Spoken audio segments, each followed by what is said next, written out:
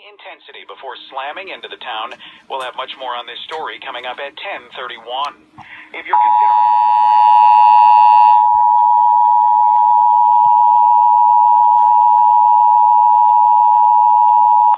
This station is participating in the test of the Illinois Emergency Alert System. This system was developed to provide information to the public during emergencies. This was a test.